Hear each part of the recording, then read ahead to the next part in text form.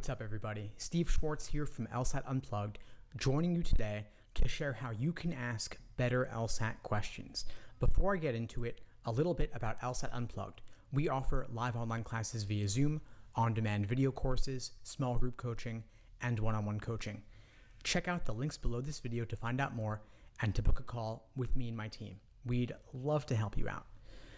So the reason I'm making this video today is that I can't tell you how many times I've gotten the question, how do I get faster at logic games? And I've lost track of how many times I've answered this question in my live classes, on-demand video lessons. I've probably released at least 20 YouTube videos on this specific topic alone. The question, how do I get faster at logic games, is not a bad question, and I understand the reasons a student might ask it, but there's nothing personal about this question. There are no indications in this question that the student has done any careful work on logic games up to this point. To illustrate the problem with a question like this, I want to contrast it with the question that a 170 plus scorer might ask.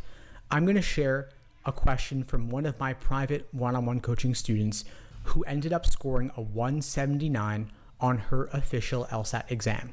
Quote, how would you categorize games like Prep Test 3 Game 1 and Prep Test 17 Game 3?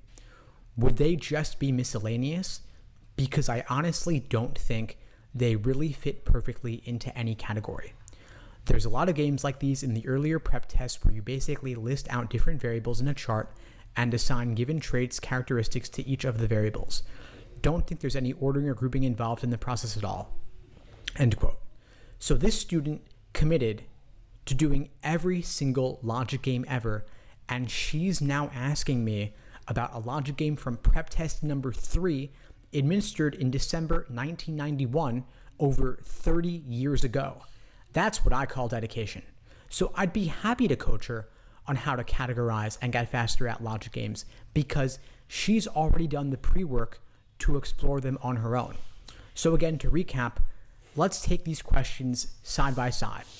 How do I get faster at logic games versus I've already been looking at these two super old logic games that don't seem to fit the mold. How do I categorize these? You can probably tell the difference between the levels of prep each of these students has done. Now, I've been coaching the LSAT since 2005, and one of the most important aspects of my coaching is showing students how to ask better questions. And after a certain point, it's become easy for me to predict which of my students is more likely to score in the 170s on test day. So if you've been keeping a running list of questions to ask the trusted LSAT expert in your life, take another look at it to see if you're asking the right questions. In fact, if there's one distinguishing characteristic of the questions that my top scoring students ask, it's that no one has ever asked me that exact question before. In my coaching, I focus on helping you ask better questions. This is one of the secrets of how top performers prep in the lead up to test day to ensure success, while others, even smart, talented students, get stuck and don't know why. If you'd like to explore the possibility of working with me, and if you're dedicated to achieving a score of 170 or above on your official LSAT in the next 3 to 6 months, I would love to hear from you.